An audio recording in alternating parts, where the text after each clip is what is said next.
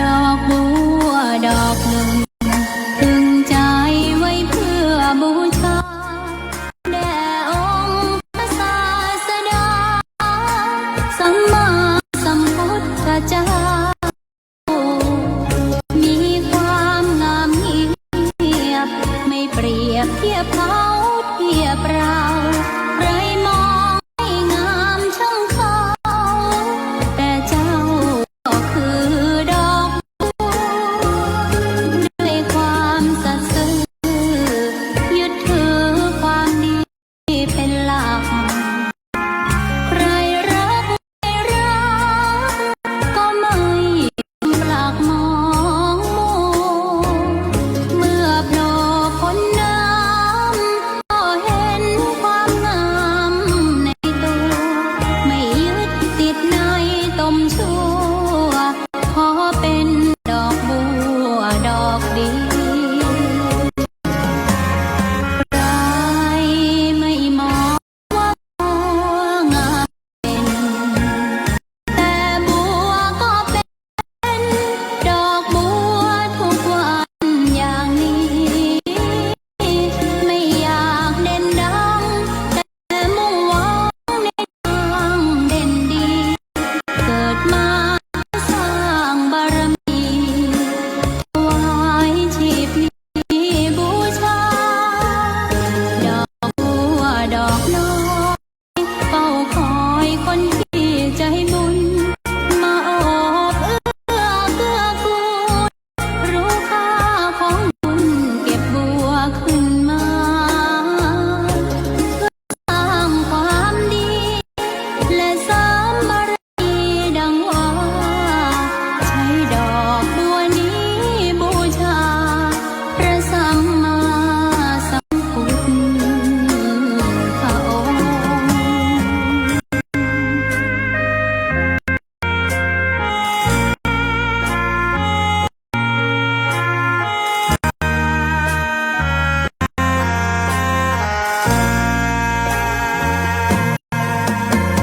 ใครไม่มองว่าบัวงามเด่นแต่บัวก็เป็นดอกบัวทุกวันอย่างนี้ไม่อยากเด่นดังแต่มุ่งหวังในทางเด่นดีเกิดมาเพื่อสร้างบารมีถวายชีพนี้บูชาดอกบัวดอกน้อยเฝ้าคอยคนที่ใจบุญมาโอบเอื้อกูลรู้ค่าของบุญบัวขึ้นมาเพื่อสร้างความดีและเสริมบารมีดังว่าใช้ดอกบัวนี้บูชาพระสัมมาสัมพุทธพระองค์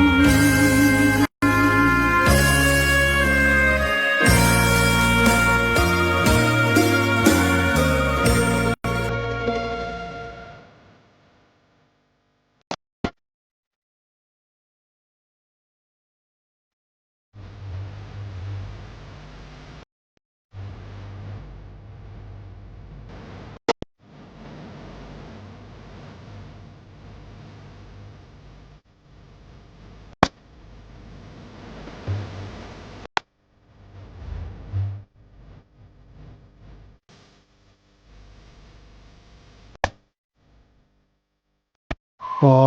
นอบน้อมต่อพระรัตนตรัยแก้วเจ้าสามประการ น้อมเอาคุณพระพุทธเจ้า คุณพระธรรมเจ้า คุณพระสังฆเจ้า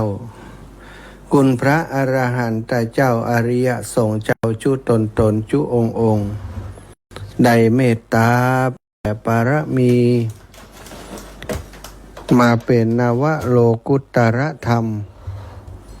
ปกเกล่าเกษาปกห่มหักษาครูบาอาจารย์ พระมหาเถระ พระเถรานุเถระ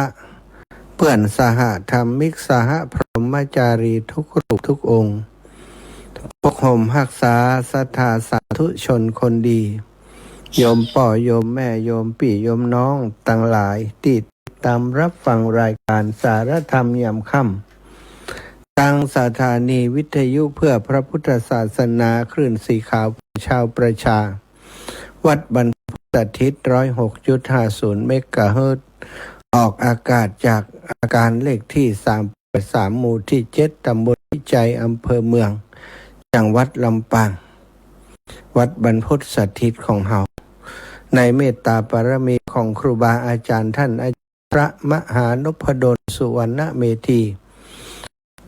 ผอ.วิทยาลัยสงฆ์นครลำปางเจ้าคณะอำเภอวังเหนือสมปานเจ้าวัดบรรพตสถิต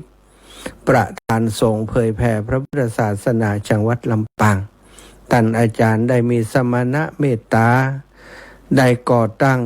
สถานีวิทยุขึ้นเพื่อทำหน้าที่เผยแผ่พระพุทธศาสนาร่วมกับเครือคลื่นสีขาวเพื่อชาวประชาซึ่งท่านอาจารย์พระครู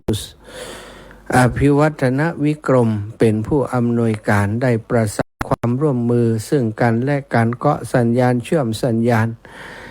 ของกันและการออกอากาศในทุกชั่วโมงเนาะหลายๆชั่วโมงโดยการสถานในระหว่างวันที่เป็นรายการธรรมะอาตมาภาพก็ได้รับโอกาสจากครูบาอาจารย์มาทำหน้าที่เป็นผู้ประสานงานดูแลสถานีวิทยุ106.50 เมกะเฮิรตซ์ที่นี่โดยพร้อมกับทีมงานสถานีซึ่งประกอบไปด้วยท่านดร.แอมพัชริยาฟองจันตาหรือว่าน้องแอมนะเป็นเจ้าหน้าที่สถานีน้องสถาพรสุธาคำเป็นช่างเทคนิคของสถานีและน้องดิวอนุพงษ์ตาจินนะก็ดูแลสถานีร่วมกันเป็นเจ้าหน้าที่เป็นช่างเทคนิคร่วมกันทั้งหมดที่กล่าวนามเป็นจิตอาสาศรัทธาญาติโยมเพราะเฮามีการจ้างรางวัลเงินเดือนให้กับลูกๆที่ได้มาทำหน้าที่ตรงนี้เอาบุญให้เปิ้นเนาะเปิ้นทำหน้าที่ตรงนี้ก็จะได้บุญได้กุศลเหมือนกับได้ทำหน้าที่เผยแผ่ได้ทำหน้าที่ในการมอบรายการธรรมะให้กับสถาญาติโยมถ้าบ่มีลูกๆที่ทำหน้าที่เป็นเจ้าหน้าที่เทคนิคครูบาอาจารย์ที่จัดรายการก็ลำบากสถาเพราะต้องมีความรู้ในเรื่องของเทคนิคเทคโนโลยีต่างๆโดยคอมพิวเตอร์คอมพิวเตอร์เสีย อินเทอร์เน็ตบดีก็สัญญาณว่าได้ก็เป็นปัญหาก็เด็กๆทั้งหลายที่กล่าวนามมาแล้วนั้นเป็นผู้ที่ดูแลคอยพอแก้ไขปัญหาต่างๆขออนุโมทนากับลูกๆที่ได้กล่าวนามทุกคนและที่สำคัญศรัทธาญาติโยมที่ฟังอยู่ต่างบ้านเป็นกำลังใจเนอะไลฟ์สดไปตัวศรัทธาก็บอกว่าฟังอยู่เนอะอาจารย์ไวศาสตุเจ้าชัดเจนดี หลายท่านด้วยกันขอบคุณมากๆเนาะคุณกนกชัยนาแม่ย่าเล็กปวลีอินสุวรรณโยมน้องสมจิตอินทรวิจิตแม่เลนูชัยวงศ์แม่พิษสมัยเขื่อนคำแสนเข้ามาแล้วเนาะคุณโยมชุติการรอดพยัญชนะเข้ามาติดตามรับชมอีกสถานีหนึ่งนะที่ออกอากาศเป็นประจำเกาะสัญญาณไปทุกค่ำนะเวลานี้ก็คือ 104.50 เมกะเฮิรตซ์ของวัดไฟหินในเมตตาของท่านอาจารย์พระครูสมุวิทย์สุวัฒน์วรกิจโจ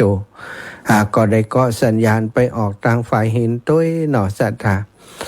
อีปอยอีแมททั้งหลายพบปะกันวันนี้เป็นวันจันทร์ที่30เดือนมีนาศักราชพระพุทธาได้2569พระวาสาก็อีกวันเดียวก็จะหมดแล้วศรัทธาสำหรับเดือนมีนาเนาะวันนี้30พรุ่งนี้31ก็หมดแล้วเดือนมีนาวันนี้ได้พบปะกัน2รอบเช้าเจอกันตั้งแต่ตี 3ไปจนถึงตี 5 2 ชั่วโมงที่อาตมาภาพได้รับมอบหมายจากครูบาอาจารย์คลื่นสีขาวให้จัดรายการธรรมะตอนเช้าเสียงธรรมแสงอรุณส่งไปในเครือข่ายคลื่นสีขาวหลายสถานีเนาะก็ได้ รับฟังกันฟังอยู่ต่างบ้านต่างจองก็มีเยอะเนอะศรัทธาญาติโยมที่เปิ่นบ่ได้โทรมาแต่รับทราบว่าเปิ่นฟังกันอยู่เพราะว่าไปที่ไหนเปิ่นแจ้งว่าฟังอยู่ทุกครั้งเนอะท่านอาจารย์ทุกเช้าเลยนะแต่บ่ได้โทรเดี๋ยวนี้สัญญาซื้อว่ามันจะดีเลย์เนาะศรัทธาเวลาบอกให้โทรนี่โอ้กว่าจะศรัทธาจะโทรนี่เป็น 2-3 นาทีพุ่นนะก็เท่ากับว่าเสียงกว่าจะไปถึงบ้านเสียงกว่าที่ศรัทธาจะโทรมามันเคลื่อนกันไปเยอะเนาะอย่างอาตมาจัดรายการอยู่นี่เนี่ยก็เท่ากับว่าเมื่อ2 นาทีที่แล้วถึงศรัทธาที่ศรัทธาได้ฟังนี่นะ อันนี้เป็นเรียกว่าสัญญาณดีเลย์เนาะแต่เจ้านี่ฟังดูแล้วเหมือนนะเหมือนว่ากว่าจะออกทางวิทยุ70,000อาตมาไปแล้วเป็นนาทีบุญละนะเท่ากับว่าบางทีนิสทาโทรมามันก็มีเวลาโทรน้อยเดียวเนาะดับบัดได้กรรมแล้วศรัทธาสำหรับวันนี้เนอะฝ่ายที่ฟังอยู่ก็อนุโมทนาบุญขอบคุณแล้วก็ให้ศีลให้พรให้ได้อยู่มีสุขเจริญนะไปโดยอายุวันนะสุขภละเหมือนกันทุกคนทุกท่าน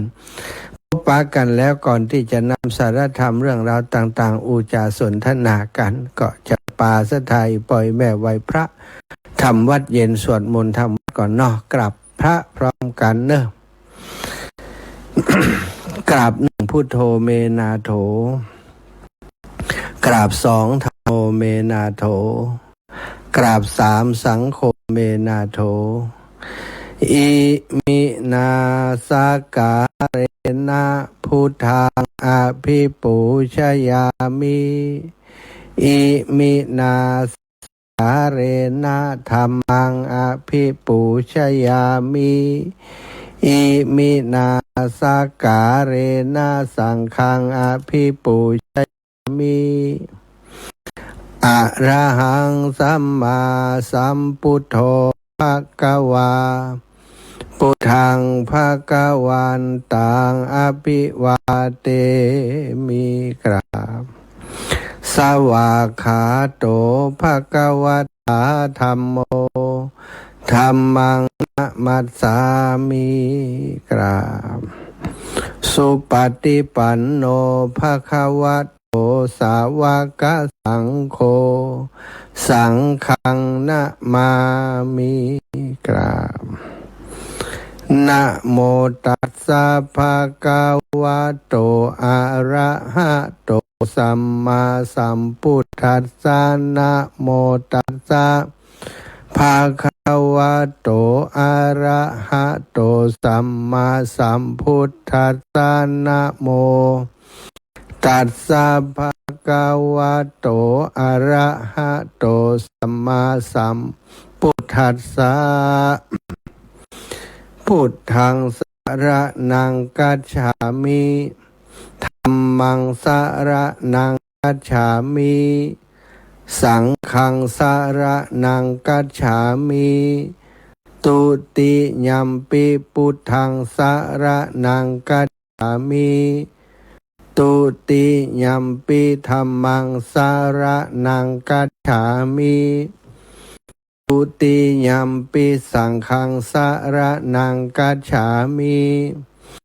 ตาติยัมปิพุทธังสรณังกัจฉามิตาติยัมปิธัมมังสรณังกัจฉามิตาติยัมปิสังฆังสรณังกัจฉามิ อิติปิโสภะคะวะอะระหังสัมมาสัมพุทโธวิชชาจารณะสัมปันโนสุขาโตโลกาวิทูอนุตตโรปุริสธรรมสารติสัทธา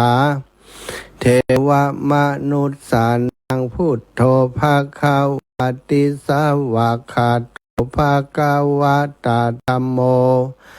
สันทิฏฐิโกอากาลิโกเอหิปัสสิโกโอปนายิโกปัจจตัง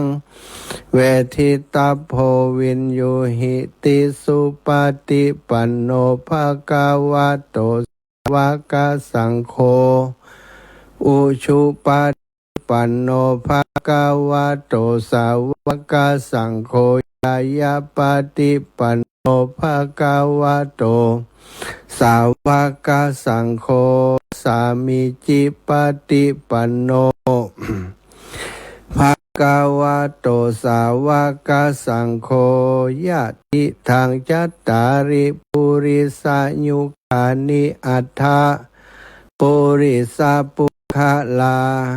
เอสภะคะวะโตสาวกสังโฆอาหุนายโยปาหุนายโยทักขินายโย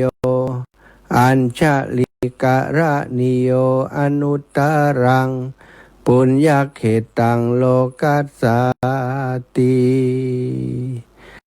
กราบพระพร้อมกันเนอสัทธาญาติโยมกราบหนึ่งพุทธังวรันตังศิรสานะมามิกราบสองธัมมังวรันตังศิรสานะมามิกราบสามสังฆังวรันตังศิรสานะมามิไหว้พระสวดมนต์ทำวัดเย็นเรียบร้อยแล้วก็ต่อไปก็จักได้สารธรรมมาสนทนามาอุจากับสถาอิปอิเมตตั้งหลายพอได้เป็นข้อคิดสะกิดใจเนาะในเวลา1 ชั่วโมงนี้ศรัทธาญาติโยมทั้งหลายในบรรดาการกระทำทั้งหลายมโนกรรมการกระทำตั้งจิตตั้งใจมโนปุพังธรรมาจิตใจถึงก่อนความคิดที่เกิดขึ้นในจิตในใจที่เรียกว่ามโนนั้นศรัทธาเมื่อเกิดขึ้นแล้วถ้าเป็นจิตที่คิดดีนะเรื่องราวดีๆก็จะเกิดขึ้นนะถ้าคิดในทางที่บดีเรื่องราวที่บดีก็จะเกิดขึ้นศรัทธาญาติโยมทั้งหลายพระองค์ทรงตรัสไว้ในหลายๆที่ในไตรปิฎก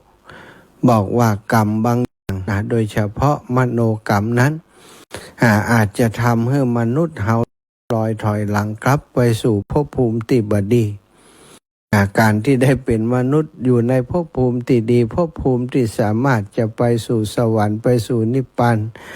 ไปเป็นพรหมอยู่บนสวรรค์ไปเป็นเทวดาอยู่บนสวรรค์หรือแม้กระทั่งการบรรลุเป็นพระอรหันต์ตลอดถึงการสามารถได้กลับมาเกิดในกำเนิดของ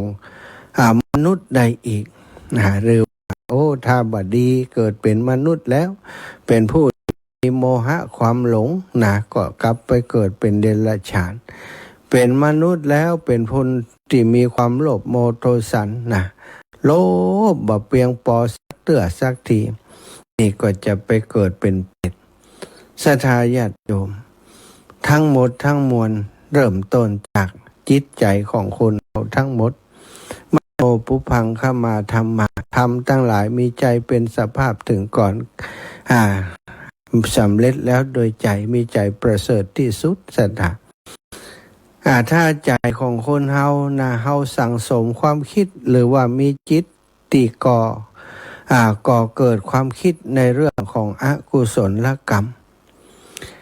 คิดอยู่บ่อยๆคิดอยู่บ่อยๆคิดแล้วอาจจะบทำก็ได้แต่ว่าความคิดติโน้มเอียงไปหาอกุศลต่างๆอกุศลต่างๆบอกว่าเป็นความอาฆาตพยาบาทคิดอิจฉาริษยาคิดเบียดเบียนผู้อื่นคิดบ่ได้เนี่ยศรัทธายังบ่ได้ลงมือกระทำเถอะความคิดที่เฮาสั่งสมบ่อยๆสั่งสมบ่อยๆสั่งสมบ่อยจิตนี้เพิ่นบอกว่าเหมือนใจของเฮานั้นเหมือนกับนาผืนใหญ่ผืนกว้างถ้าเฮาเอาเมล็ดพันธุ์หวานลงติ๊กๆหวานเมล็ดความอาฆาตแค้นความโลภโมโทสันความบ่พออกบ่พอใจต่างๆหวานลงไปคิดครั้งหนึ่งก็เท่ากับหวานเมล็ดพันธุ์ลงไปครั้งหนึ่งคิดครั้งหนึ่งก็เท่ากับหวานเมล็ดพันธุ์ลงไปครั้งหนึ่งสมมุติว่าคิดเรื่องความอาฆาตพยาบาทคนนั้นคนนี้ที่เฮาบ่พอใจทำให้เฮาบ่พอใจโดย ประการใดก็แล้วแต่หรือว่าบ่ได้ทำอย่างฮื้อสักอย่างแต่จังมันเฉยๆเนี่ยนะมีความคิดอย่างนี้เกิดขึ้นในจิตใจเกิดขึ้นบ่อยเดี๋ยวก็เกิดขึ้นเดี๋ยวก็เกิดขึ้นเฮาก็ปล่อยจิตของเฮาคิดแต่เรื่องเหล่านี้คิดแต่เรื่องเหล่านี้ศรัทธาญาติโยมวันคิดบ่ฮู้กี่รอบกี่ครั้งนะคิดแล้วนะก็บางคนก็ต่อยอดความคิดไปเป็นความเกลียดชังไปเจอหน้าก็เกลียดชังเปิ้นบางครั้งบางทีเปิ้นเดินกายเปิ้นได้ว่าอย่างฮื้อสักอย่างประชดประชันด่าหมูด่าหมาว่ากระทบกระแทกกระทันเปิ้นนี่สถานถ้าเฮาคิดบ่อยๆคิดบ่อยๆคิดบ่อยๆความคิดนั้นมันจะผูกโกรธผูกความเกลียดชังลงไปติ๊กๆเหมือนกับเฮาย้ำตอกย้ำเมล็ดพันธุ์ที่หว่านลงไปในผืนของจิตเฮาหว่านเมล็ดพันธุ์ความอิจฉาริษยาความขึงเขียดความเกลียดความโกรธความโกรธความบ่พอใจต่างๆนะหวานมันลงไปเพราะมันลงไปหวานมันลงไปติ๊กๆศรัทธาญาติโยมมันจะต้องมีสักเม็ดหนึ่งที่มันติดขึ้นมาหรือว่าติดทุกเม็ด ติดทุกเม็ดทุกดอกถ้ามันติดทุกเม็ดดอกก็อันตรายต่อเฮาความเร่าร้อนเกิดในจิตในใจเฮาเกลียดชังคนอื่นคิดเกลียดชังคนอื่นคิดฮือร้ายคนอื่นศรัทธาบางเตื้อคนที่เฮาคิด บ่ดีต่อเปิ้นเปิ้นบ่ได้ฮู้หยัง เปิ้นบ่ได้ฮู้เลยในส่วนที่เฮาคิดถึงเปิ้นในทางที่บ่ดีคิดจะเบียดเบียน คิดจะเบียดเบียนเปิ้นคิดจะเอาเปรียบเปิ้นคิดจะทำร้ายเปิ้นโดยประการต่างๆคนที่เฮาคิดเปิ้นบ่ฮู้หยังรับสบายอยู่แต่เฮาคิดถึงเฮาเกลียดเขาเฮาจังเขาซะตามเท่ากับว่าเฮาจุดไฟขึ้นในใจเฮาจุดไฟแห่งความเกลียดชังศรัทธาญาติเมื่อเฮาจุดไฟแห่งความเกลียดชังขึ้นในตัวเฮาเฮาจุดขึ้นแล้วมันจะไหม้ที่ไหนศรัทธามันจะไหม้เขาหรือว่าไหม้เฮา จังเขาแล้วจุดไฟขึ้นมาในใจตัวเองหั่นไฟนั้นจุดที่ไหนก็ไหม้ที่หั่นเนาะศรัทธาจุดไฟขึ้นในใจเฮามันก็ไหม้ที่ใจเฮาทำให้เฮาได้ความทุรนทุรายความทุกข์ทรมานเกิดขึ้นในจิตใจอันนี้เกิดขึ้นจากมโนวิญญาณจิตของเฮานี่สำคัญฉะนั้นนะถ้าเฮาบ่ควบคุมเฮาบ่ระมัดระวังในเรื่องของจิตในเรื่องของความคิดต่างๆมันจะพลอยคิดซ้ำแล้วซ้ำแหมซ้ำแล้วซ้ำแหมในเรื่องที่ในเรื่องที่มันเป็นอกุศลเป็นธรรมฝ่ายบดีนี้วิธีแก้ไขญาติโยมถ้าเฮาบ่แก้ไขนั้นกรรมต่างๆมันจะนำไปสู่จากความคิดแล้วจะไปเป็นการกระทำทางกายทางวาจาศรัทธาอย่างที่ว่าตะกี้นะคิดเปิ้นนอนคิดจังเปิ้นพอปะเปิ้นตอนเจ้าไปกาดไปลีด้วยกันนี่หรือว่าหานเปิ้นกายหน้าบ้านด่าหมูด่าหมาแจ้งหมูแจ้งหมามันยังตายตำเหาะนี่ อีตำเหาะนี่นะแจ้งมาเป็นอีตำเหาะนะคนที่เปิ้นโดนแจ้งนี่เปิ้นอาจจะบ่รู้สึกหยังบ่สนใจเลยก็ได้ยิ่งเปิ้นบ่สนใจยิ่งก็โคตรแถมศรัทธาโกรธแถมจังด่ากระทบกระทั่งเอาไปเอามาด่าซึ่งหน้าเลยมึงบ่ดีอย่างโน้นอย่างนี้นี่ศรัทธาด่ากันถ้าเกิดคนนั้นเปิ้นบ่ตอบโต้เฮาก็เดือดร้อนคนที่ด่าก็ยิ่งจะเดือดร้อนยิ่งจะโกรธเกรี้ยวขึ้นมาดีบ่ดีก็จะใช้อาวุธใจอย่างไปบุกไปตีไปฆ่าไปฟันเปิ้นถ้าเป็นอย่างนั้นกายกรรมก็เกิดขึ้นวจีกรรมก็เกิดขึ้นวจีกรรมเกิดขึ้นทำร้ายเปิ้นวจีกรรมเกิดขึ้นเป็นอกุศลกรรมกายกรรมเกิดขึ้นทำร้ายเปิ้นก็กลายเป็นอกุศลกรรมทางกายกรรมบดีทั้งนั้นตั้งคิดมาถึงวาจามาถึงร่างกายที่กระทำต่อผู้อื่นทำให้ผู้ตัวเองเดือดร้อน เองเดือดร้อนเผาไหม้ตัวเองก่อนแล้วไปเผาไหม้ผู้อื่นถ้าผู้อื่นบ่ยอมรับในเรื่องนั้นเปิ้นบ่โกรธตอบเปิ้นบ่โต้ตอบอย่างเฮาซากอย่างนะกรรมก็ตกดีแต่เฮาคนเดียวศรัทธาอย่างที่พระพุทธเจ้าโดนกระทำในหลายๆเรื่องในธรรมบทที่เฮาเคยได้ยินนะอย่างนางมาคันธิยานี่ผูกอาฆาตแค้นพระพุทธเจ้ามาตั้งแต่ปุ้นแล้วเมินแล้วตั้งแต่เป็นนางสาวพุ่นแล้วนางมาคันธิยานี่พระนางมาคันธิยาเป็นลูกของพราหมณ์กหบดีพราหมณ์กับนางพราหมณีมีลูกสาวงามชื่อว่านางมาคันธิยานะคะเนาะนางมาคันธิยานี่งามมีคนมาชอบมานักแต่พ่อแม่พ่อและไผ่ตึ้มเปิงราชามหากษัตริย์แต่ละองค์แต่ละรูปละองค์มันบัดหล่อบางคนก็รวยได้แต่บัดหล่อหน้าบัดสง่างามมาสู่มาขอก็บ่ยกฮือไผ่ยังพร้อมเถอะเดียวก่อนพร้อมที่จะฮือไผ่เถอะท่านพราหมณ์ไปพบพระพุทธเจ้าตอนที่พระพุทธเจ้าไปบิณฑบาตไปพบกับท่านพราหมณ์หันพระพุทธเจ้าโอ้บุรุษคนนี้นี่เปิงกับลูกเฮาด่ะหน้าองค์อาจร่างกายหน้าตาหล่อเหลาการเดินเยื่องกายองค์อาจเหมาะสมกับเฮาเป็นบุรุษที่งดงามสง่างามพอหาอย่างอันก็ตกลงใจโดยเองเลยว่าจะยกลูกสาวให้กับบุรุษคนนี้ยกกับลูกสาวให้กับบุรุษคนนี้ก่อนไปนิมนต์ไปบอกพระพุทธเจ้าตอนนั้นบอกท่านสมณะท่านจงหยุดก่อนเฮาจะมอบลูกสาวให้กับท่านจงรอเฮาอยู่ตรงนี้เนอะเดี๋ยวเฮาจะไปบ้านไปนำลูกสาวมามอบให้กับท่านลูกสาวของเฮางามเหมาะกับท่านดอกพัดโตอย่ามาง่ายเหลือเนาะบอกฮู้สมณะเป็นไผนะหันว่ารูปรอก็จะมอบแล้ว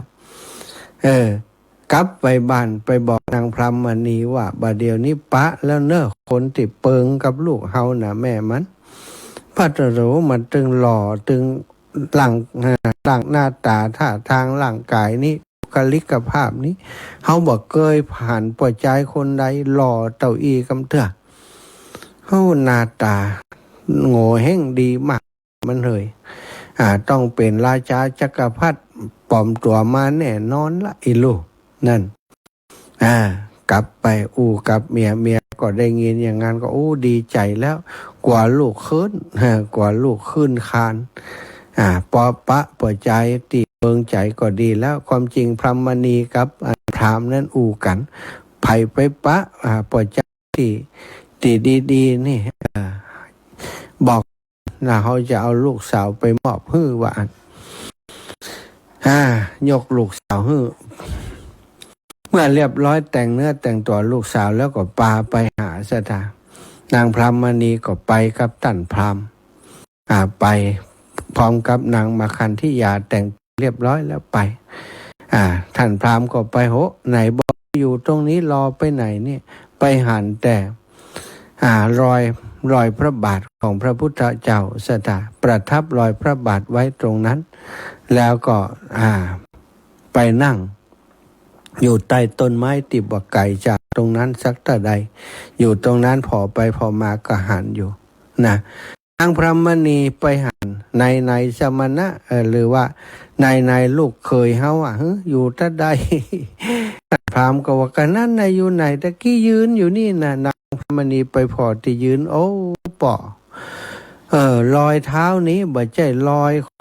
ยเท้าของคนที่จะยินดีในกามรอยเท้าของผู้ที่บ่มีราคะแล้วบ่ใช่รอยเท้าของผู้ที่จะอยู่ครองเรือนท่านพิษเสร็จแล้วท่านพราหมณ์บ่จะพิษจังใดเดี๋ยวต้องกันก่อนกันแล้วเนี่ยเขาบอกแล้วเพิ่นยังปฏิเสธรู้เพิ่นต้องอยู่แถวนี้พอไปพอมาพระพุทธเจ้าประทับนั่งอยู่ใต้ต้นไม้ร่มรื่นแห่งหนึ่งจริง ก็เข้าไปหาสถาก็ไปบอกความประสงค์ทุกประการให้ฟังพระพุทธองค์ทรงปกติแล้วจะบัดทรงแสดงธรรมที่ทำให้คนอื่นให้กระทบตนกระทบผู้อื่นสถาพระองค์แสดงธรรมโดยลำดับทำงามในเบื้องต้นท่ามกลางและที่สุดแต่ด้วยเหตุปัจจัยอย่างหนึ่งคือวันนั้นเนี่ยถ้าแสดงธรรมหันประโยชน์ของท่านพราหมณ์และพรหมณีพราหมณ์และพรหมณีนั้นมีบุญมีอินทรีย์แก่กล้าที่จะได้บรรลุอรหันต์แล้วถ้าได้รับการกระตุ้นในการแสดงธรรมอย่างตรงไปตรงมาอย่างตรงไปตรงมาคือหันสัจธรรมนี้พรหมณีท่านพราหมณ์และพรหมณีนั้นก็จะได้บรรลุธรรมและได้บวชในพุทธศาสนาส่วนนางมาคันธิยาผู้เป็นสาวนั้นก็จะได้เป็นมีจิตผูกอาฆาตกับพระพุทธเจ้าพระพุทธองค์ทรงพิจารณาดูแล้วการที่ทำให้คนได้พ้นจากความทุกข์บ่วงแห่งความทุกข์มันสำคัญกว่าแม้จะตัดไปแล้วแสดงไปแล้วจะบอกพอใจครับผู้ความจริงจะบอกพอใจครับนางมาคันธิยาพระองค์ก็เลือกที่จะจริงเมื่อพราหมณ์และพรหมณีบอกว่าปรารถนาจะยกลูกสาวพระองค์ก็ตรัสว่าโอ้ตั้งแต่เฮาได้ตรัสรู้ที่รัตนบัลลังก์ใต้ขวางสีมหาโพธิ์ได้ตรัสรู้แล้วตรัสรู้อนุตตรสัมมาสัมโพธิญาณแล้วความปรารถนาในผู้หญิงนางราคาตัณหาอารดีซึ่งสวยงามกว่านางมาคันธิยานี่หลายพันเท่าหลายหมื่นเท่าเฮายังปรารถนาเปรียบไปแล้วนางมาคันธิยานี้กับนางราคาตัณหาอารดีนั้นห่างกันบ่มีที่จะเทียบได้เทียบไปแล้วนางมาคันธิยาก็เหมือนกับลิงหางด้วนลิงหูด้วนหางด้วนเป็นลิงถูกไฟไหม้เป็นกอตะโกเป็นบางงามแล้วก็เฮานี้บ่ต้องการถูกเนื้อต้องตัวของนางมาคันธิยานี้แม้แต่เท้าของเฮาก็บ่อยากให้แปดเปื้อนถูกต้องว่าเพราะเพราะว่าร่างกายนั้นมีแต่ความเน่าเปื่อยมีแต่สิ่งที่เป็นอสุภะไหลเข้าไหลออกความสกปรกต่างๆมีแต่เสลดมีแต่น้ำหนองมีแต่อุจจาระปัสสาวะอยู่ตั้งในเต็มไปหมดร่างกายก็เปรียบเสมือนกับถุงหนังที่ห่อหุ้มสิ่งที่สกปรกอยู่ตั้งในเฮาจะปรารถนาได้อย่างใดเฮาบ่ปรารถนาแม้จะถูกต้องโดยเท้าก็ตามว่าพระองค์ทรงตรัสเรื่องของอสุภกรรมฐานให้กับท่านพราหมณ์และพรหมณีได้ฟังตรัสอริยสัจสี่อนิจจังทุกขังอนัตตาเมื่อพราหมณ์และพรหมณีได้ฟังดังนั้นก็ส่งจิตน้อมจิตไปตามธรรมพระพุทธเจ้าก็ได้มีดวงตาหันธรรมได้เป็นพระอริยบุคคลศรัทธาญาติโยมพอเป็นพระอริยบุคคลแล้วหันสัจธรรมแล้วก็ขอบวชในพุทธศาสนาขอบวชในสำนักของพระพุทธเจ้าพระองค์ก็ประทานการบวชก่อนจะบวชพราหมณ์มณีก็เอานางมาคันธิยานี้เอาไปฝากกับน้องบ่าวของท่านพราหมณ์ไว้ก็บอกท่านน้องบ่าวว่าหาคนที่เหมาะสมว่าเหมาะสมกับนางมาคันธิยานี้แล้วก็ได้แต่งงานแต่งกันในที่สุดว่า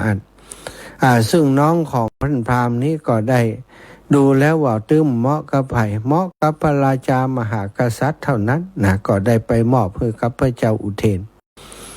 ไปเป็นมเหสีอีกองค์หนึ่งซึ่งเปิ้นมีอยู่แล้ว2 องค์แล้วนางวาสภคติยาแล้วก็นางสามาวดีสุดท้องมาก็นางมาคันธิยา นางมาคันธิยานี่ผูกอาฆาตพระพุทธเจ้าตั้งแต่นู้นมาแล้วพอได้มาเป็นมเหสีและกรรมนี้จะหาโอกาสว่าวันหนึ่งสมณะโคดมมาตินีจะต้องแก้แค้นให้ได้จะต้องให้เขาฆ่าให้เขาทำร้ายนะให้ได้นะ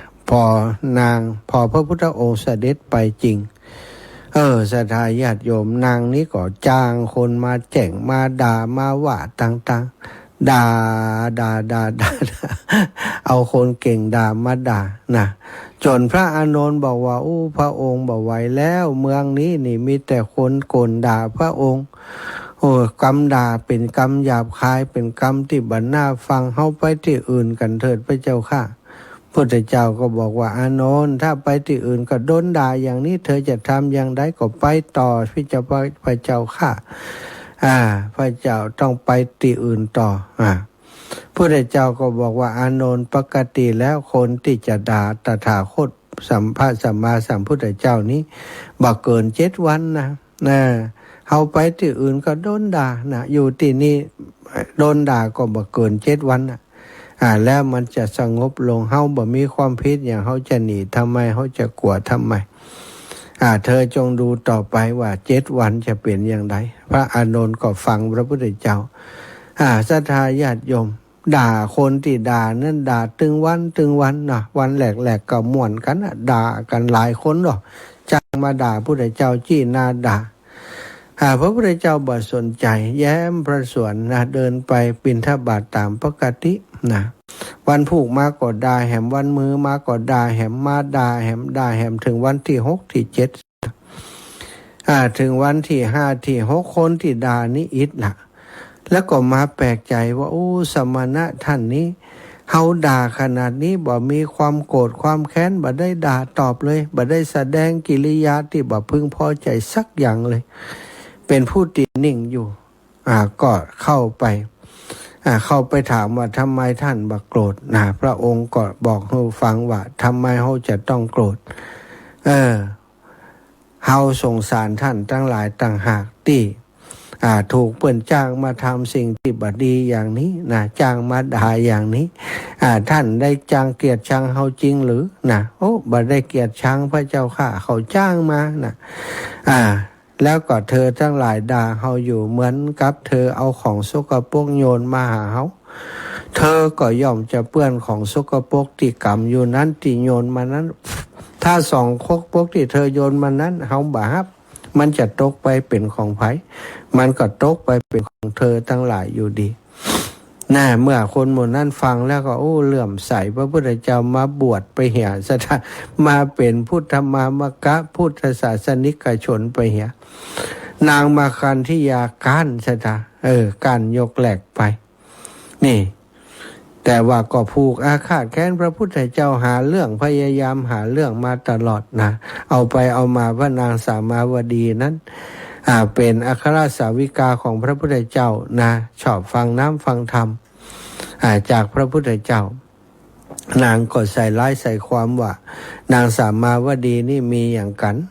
กับพระพุทธเจ้าแอบรักแอบชอบพระพุทธเจ้าว่าหาเรื่องสปะสุดท้ายแม้กระทั่งว่าได้ทำร้ายนางพระนางสามาวดีสถาจุดไฟเผาปราสาทเปิ้นพร้อมกับข้าทาสบริวาร นี้เป็น500 คนตายในปราสาทแต่ว่านางมาคันธิยาก็บ่รอดสุดท้ายมานี่โดนเปิ้นประหารชีวิตทั้งตระกูลเลยศรัทธาญาติโยมทั้งตระกูลโดยการที่เอาฝังอยู่กับดินโผล่ขึ้นมาแค่อกแล้วก็เอาไถเข้าไปไถซะท่างัวควายนี่หลักไถเข้าไปไถคนหมู่นั้นโหดร้ายเนาะนี่ซะท่ากรรมที่เกิดขึ้นเกิดขึ้นในครั้งนั้นก็เกิดขึ้นจากการที่นางมาคันธิยานี่ผูกอาฆาตต่อพระพุทธเจ้าเป็นความอาฆาตที่จริงๆแล้วพระพุทธองค์นี้ตรัสความจริงแต่เป็นความจริงที่นางถือว่าเป็นการดูถูกเป็นอย่างยิ่งว่าเนาะ อันนี้ก็เป็นศรัทธาลองคิดพอจิตใจของคนเฮานี่สำคัญถ้าเฮาคิดอะไรยังนะที่มันบดีมันจะนำไปสู่การกระทำที่บดีนะฉะนั้นการที่เฮาจะคิดอะไรยังก็ควรจะมันคิดไปในทางที่ดีคิดในสิ่งที่เป็นบุญเป็นกุศลถ้าบะอันแล้วจิตใจของเฮามันก็จะสะสมไปโดยความคิดที่บดีมันก็สะสมไปเรื่อยๆคิดครั้งหนึ่งมันก็เป็นหน่วยความจำไปเดี๋ยวมันก็คิดอีกเดี๋ยวมันก็คิดอีกเดี๋ยวมันก็คิดอีกนะสัตว์แต่ว่าถ้าคิดสิ่งดีๆก็ตรงกันข้ามคิดสิ่งดีๆมันก็เหมือนกันคิดสิ่งดีๆบ่อยๆมันก็จะทำสิ่งดีๆบ่อยๆวาจาก็ดีกายก็ดีวาจาก็ดีสุดท้ายความดีที่จะเริ่มจากความคิดแล้วก็เริ่มจากการกระทำนั้นก็จะนำเราไปสู่ภพภูมิที่ดีเนาะสู่สวรรค์สู่วิมานหรือกระทั่งนิพพานในเบื้องหน้าก็เป็นได้แต่ถ้าบาอันแล้วสังสารวัฏที่ยาวไกลถ้าคิดบดีนิดก็มีสิทธิ์ที่จะไปอยู่ในภพภูมิที่บดีหลังจากความตายไปแล้วศรัทธาญาติโยมวันนี้ก็เรื่องจิตเรื่องใจวันนี้จะคิดยังคิดในทางที่ดีเนอะคิดให้เป็นประโยชน์ตนประโยชน์ผู้อื่นนะอย่าไปคิดพยาบาทอาฆาตเบียดเบียนภัยเลยคิดแต่จะให้อภัยคิดแต่จะเมตตาเถิดโลกนี้จะอยู่ได้อย่างสงบสุขในที่สุดขอประรบถึงคุณยายท่านหนึ่งคุณยายพัดอินฟูบ้านหนองบ้านตาล้อเนาะเปิ่นอายุ92ฟังรายการวิทยุอาตมาภาพมาเมินแล้วอยากจะหันหน้าอาตมา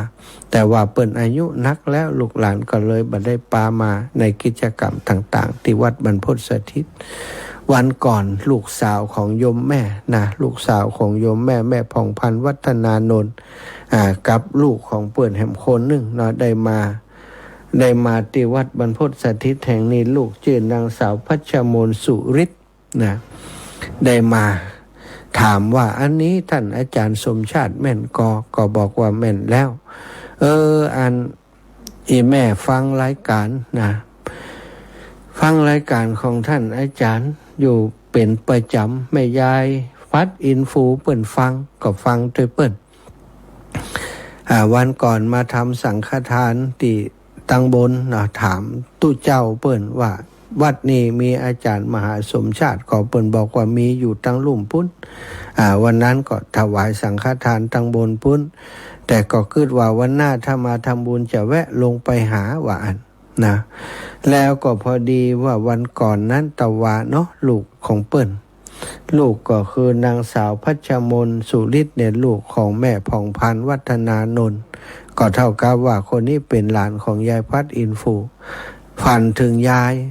อยากคือไปทำบุญว่ากับท่านอาจารย์สมชาตินะเปิ้นก็เลยปากันมา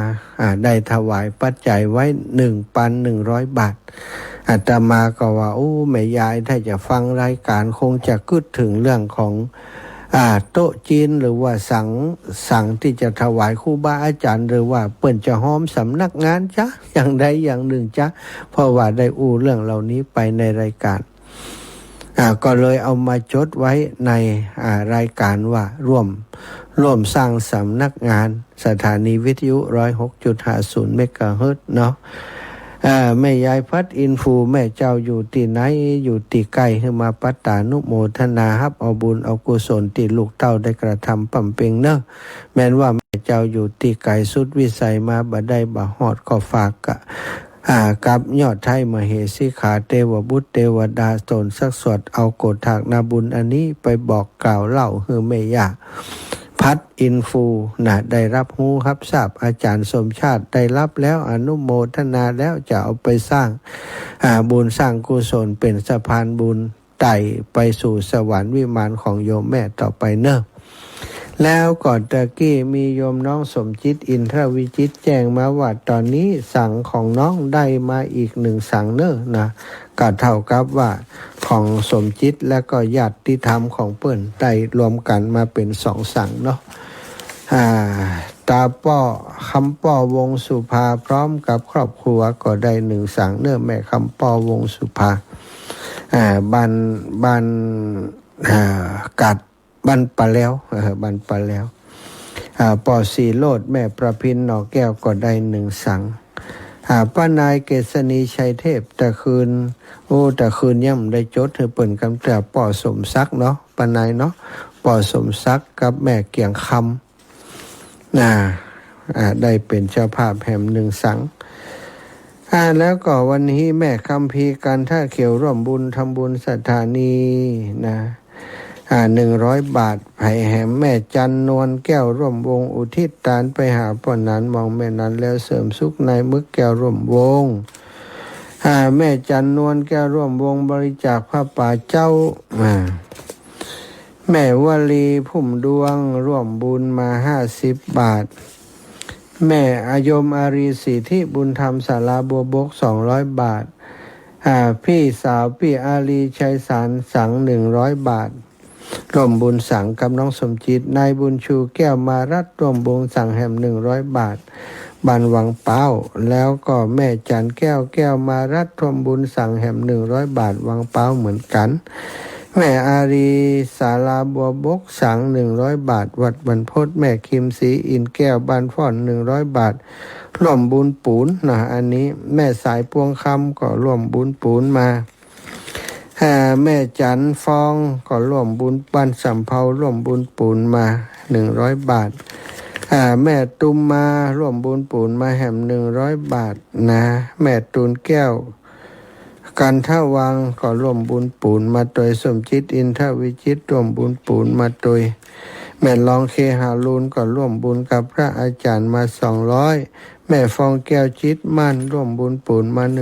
100แม่บุญตาเทียนชัยบันตาร่วมบุญปูนมาโดยแม่สมนึกพ่อประเสริฐพร้อมครอบครัวร่วมบุญปูนมา100อนุโมทนาบุญและขอบคุณเปิดสายเลยเนอะสตาไผจะโทรเข้ามาเตรียมตัวได้โทรเข้ามาก็คงได้สัก 2-3 สายเนาะ0808444173งานวัดบรรพตสถิตของเฮาวันที่25ตามสปอร์ตนั่นเนอะสตาไผจะห่วมบุญหอมบุญเป็นเจ้าภาพสังก็ดีเป็นเจ้าภาพโต๊ะจีนก็ได้ยังมีโอกาสได้เป็นเจ้าภาพโดยอยู่สั่งนี้เหลือแหมหลายอยู่เนอะสั่ง50 ตนเนาะตอนนี้ได้17 สั่ง18 สั่งละแล้วก็ภัยจะร่วมหอมวิทยุเนาะวิทยุเป็นตานี่ได้บุญหลายเนอะคนเปิ่นฟังธรรมะเปิ่นมีความสุขจากการฟังธรรมะเฮาก็ได้บุญโดยเปิ่นไปถึงวันเนาะตอนนี้วิทยุที่จะมอบเป็นรางวัลนั้นก็มีหลายเครื่องละหลวงปู่พระครูหลวงปู่ดอย5 เครื่องหลวงปู่พระครูดม5 เครื่องอาตมาภาพ5 เครื่องแม่อุไรวรรณอภิธัญกร1 เครื่องแม่บัวลอยแม่สุกนั่นแหละอันบันนางแล1 เครื่องแม่ย่าแก้วแม่ย่าแม่คำน้อยคำอินบุตร3 เครื่องสุภัตตาคำปะแล้ว1 เครื่องแม่จันทร์ศรีบุญพา1 เครื่องแม่เรียบวังสมบัติ1 เครื่องเนอะโยมแม่บุญนาคเจริญปอนอีแม่วันก่อนบ่ได้โทรกลับขอสุมาเตเนอะอันจะถามว่าจะให้เหมือนเดียวยุ่มแมวเอาน้ำมาลงอีก3 ที่แพ็คให้เบิ่มไปเอาแหละวันใดเจ้าดันใดดีหน่อ30 แพ็คเดียววันผูกนี่ไปบิณฑบาตแล้ววันผูกจะไปงานวันผูกบิณฑบาตแล้วไปงานเตียนวัดป่าขามแล้วจะให้เบิ่มสดไปเนอะประมาณ8 โมงเนี่ยแม่เนอะเฮาไปได้ก็แต่อันอย่างก็ซื้อกับเอากับป๋าให้ไปตัวนี้นะเจ้าเขาแล้วแต่ถ้าอาจารย์ว่าเพราะว่าขอโทษร้ายเดี๋ยวละป่ะวันนี้จังหวะเลยเนาะเจ้าอีแม่เจ้าวันผูกถ้าวันผูกเอาวันผูกก็ได้วันผูกเขาเซตงานตีอันบัดป่าขามแล้วเขาจะสดไปกระเบิ่มได้ไหมเนอะถ้าจะประมาณสัก9 โมงสัก9 โมงเจ้าคำเดียวไม่ได้ตังกับเขาคำเดียวบอกว่าจะมาวันไหนนะเจ้าจ้าขออภัยไม่ยามได้โทรกลับนะ เจ้า สาธุเจ้า อันจะการปรุงการเปลี่ยนตัวอีนะ ได้กับ มี แม่ย่า มีจ่อมีจุ้งมีอีไหนเจ้า ได้เลยย่า เจ้าสาธุค่ะ ต้องกระเพรากระป๋าเนาะ เจ้าย่าเจ้า เจ้าสาธุเจ้าสาธุเจ้า แม่บุญนาคนะศรัทธาญาติโยมแม่ย่านวลยอดคำปานแม่ย่าแม่ยายพรโทรมาบัดตันได้ครับนะ08088441173ยายพรมาแล้วยายพรนี่ยายพรต้องเปลี่ยนนามสกุลยายพรขยันโทรเจริญพรยายพรโอ้ก็ง่อมไปอ่ะยายพรขยันโทรทุกวันกับฟังกับทุกเจ้านี่เหรอถึงฟังกับทุกเจ้าวันเนาะเรื่องฟังใช่ได้ฟังนี่ง่อมเลยล่ะได้ฟังของง่อมอ่ะเนาะกับทุกเจ้าไทยอ่ะกับไทยเนาะเจ้านี่เกี่ยวเจ้านั่นบุญวัดอะไรไปรู้ไทยรู้เมืองอ่ะสาธุเนอะยายพรได้ตักกันแล้วเนาะขอบคุณปั่นคนอื่นเจริญพรแม่ย่าเจ้าไว้ค่ะเจ้าแม่ย่านวลยอดคำปานได้โทรหาหลายวันแล้วนะเจ้าปล่อยเป็นโทรเห็นฟังเนาะใจปั่นกันใกล้ๆก็เกินแม่จะหอมโดยสักหน่อยเนาะได้กะโยมแม่แต่ทีนี้ส่วนนี้รอไปก่อนมาด้วยตุลุงแดงไปตุลุงแดงก็มาน่ะคนจะไปทางใดนี่แม่คนไปทางสายเปิ่นกว่าคนมาทางสายบนนี่มันเหมือนมันจะไปโคตรจังเมืองปานเนี่ยเนาะเป็นต้องเข้าตังเวียงเพิ่นอ่ะเป็นต้องเข้าทางพุ่นถ้าเป็นแม่อยู่อย่างจำยังลงต้นเทิงนี่แม่ยังจะไปซวยเพิ่นอยู่เจ้าอยู่ไกลกันไปหน่อยเนาะจ้าถ้ามันใกล้ๆแม่ก็จะหอมอยู่เจ้าก่อยว่ากันใกล้ๆอยู่ฟังกันไปเรื่อยๆเนาะเจ้าสาธุเจ้ามีพี่น้องบ้านห้วยฮีนะพี่น้องบ้านห้วยฮีแหม1สัง18สัง19สังละ18ปากกานี่บ่กินตังรู้นี่18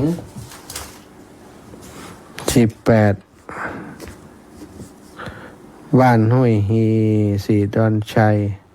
บ้านห้วยฮีกับบ้านสีดอนชัยร่วมกันมา1สังเนอะนำโดยแม่ปราณีชัยวงศ์นี่เนาะแม่นก็แม่ปราณีชัยวงศ์ป่อสมศักดิ์กับแม่เกียงคำ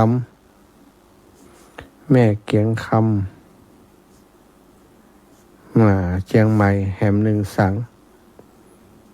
ศรัทธาญาติโยมตั้งลำปางมีไผโทรกันนี่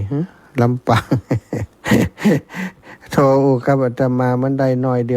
ยวศรัทธาเลยบ่ค่อยโทรแล้วเนาะไม่เป็นหยังว่ากันไปไผอยากโทรก็โทร0808844173จะหมดเวลาแล้วเนอะเหลือกี่นาทีเอาละหมดเวลาแม่บัวเย็นจันทบมาเจริญพรแม่ย่าเย็นจันทบก้าวหน้าไปแล้วก็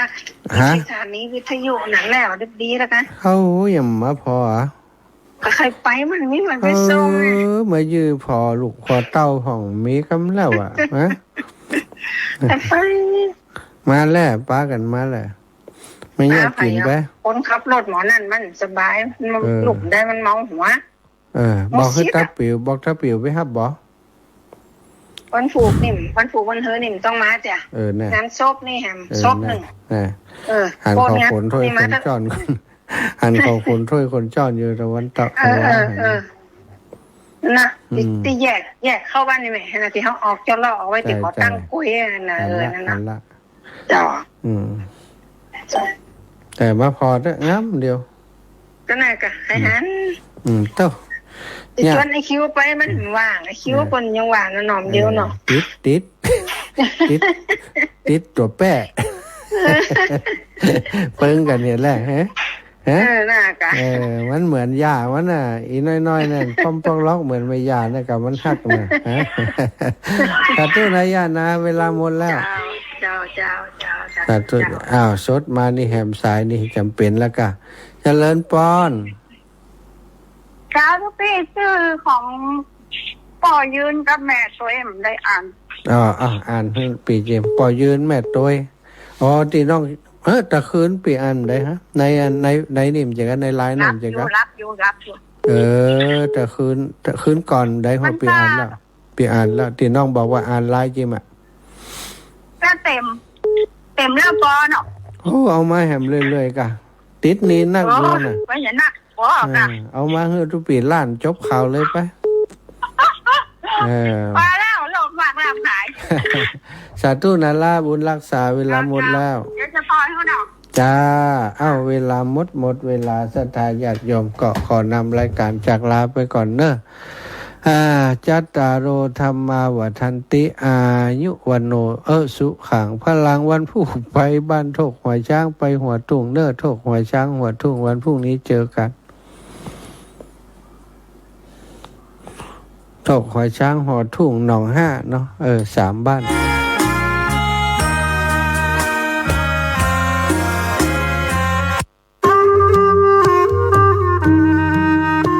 ขอเชิญร่วมอนุโมทนาบุญ